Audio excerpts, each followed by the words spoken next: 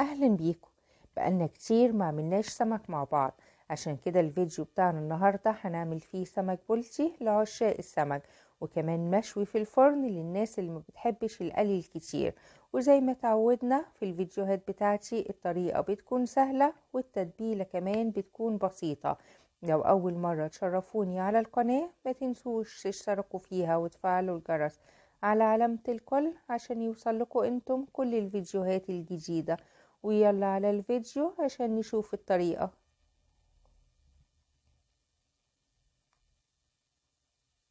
هبتدي الأول بالتتبيلة. معايا بصل أخضر، وممكن ان احنا نستغنى عنه ان احنا هنحط بصل تاني لو البصل ده مش موجود. ومعايا كمان بقدونس وجنزبيل وتوم. الجنزبيل لو مش موجود نقدر نحط بداله الجنزبيل البودر. وبصل، يعني بصلاية صغيرة، وفلفل احمر وشطه. الفلفل الاحمر ده علشان اللون، لو مش موجود برضو نقدر نحط فلفل اخضر.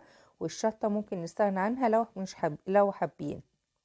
معايا عصير ليمون، حوالي من معلقه لمعلقتين من الزيت. هتبل بملح، كمون، بابريكا، وتوابل سمك. وبس كده، هي دي كده التتبيله بتاعتنا. هنخلطها حلوه قوي بالشكل ده كده لحد ما تبقى دايبه معانا.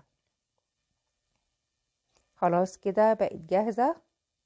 نقدر ناخد التتبيله ديت بس من غير الزيت، ونعملها كمان تتبيله للسمك البلطي المقلي، هتبقى طعمها حلو جدا.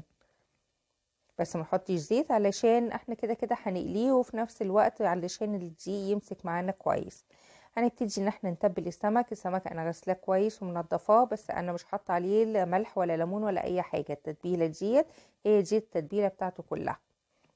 وكمان شقاه علشان احط التتبيله ديت جوه الفتحات ديت، وعشان يتبل اللحم بتاعه حلو قوي. بتبلها من جوه ومن بره ومن جميع الجهات كويس جدا عشان اللحم بتاعها يتشرب منها.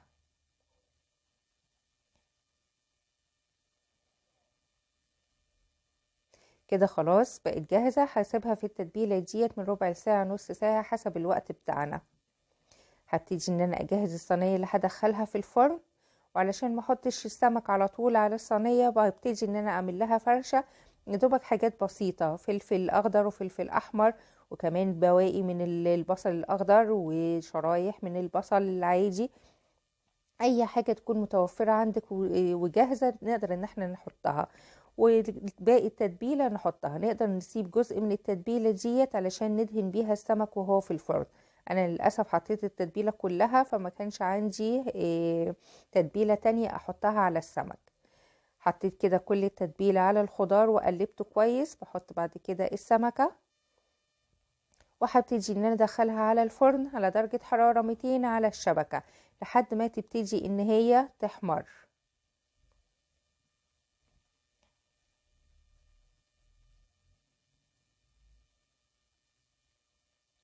اول ما تحمر بالشكل ده هبتدي ان انا اقلبها على الناحية التانية، علشان كمان ان هي تحمر وتستوي كمان من الناحيتين.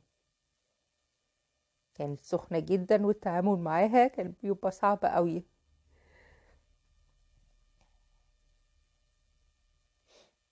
بس على مين اتقلبت برضو.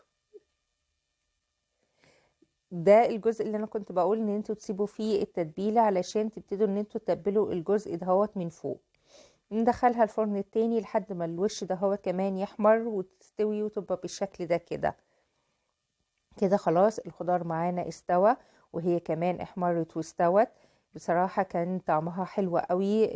الصوص بتاع الخضار اللي اتبقى كمان طعمه جميل ان هو يتحط معاها حاجة جانبية. لو اكتر من كده كمان او كمية السمك اكتر هتبقى برضو الصوص دهوت او الخضار ده هيبقى طعمه جميل جدا. يتقدم مع رز صيادية او رز ابيض زي ما انتوا حابين. ممكن كمان تغمسوها مع العيش مع الخضار دهوت هتبقى حاجة كمان روعة. طريقة سهلة وجميلة جدا، والعشاق فعلا الناس اللي هي بتحب السمك بس ما بتحبش ان هي تقليه كتير علشان خاطر الزيوت. شايفين كمان لحمها من جوه ابيض وحلوة قوي، مستوية، ما فيهاش دم من جوه. اللحم بتاعها جميل وطري كمان، مش ناشف. ده كده كان شكلها، وريحتها كمان كانت جميلة جدا. اتمنى ان الفيديو يعجبكم، ولو عجبكم الفيديو ما تنسوش اللايك والشير، وهستنى تعليقاتكم الجميلة، واشوفكم في فيديو جديد، واقول لكم سلام وبالهنا والشفا.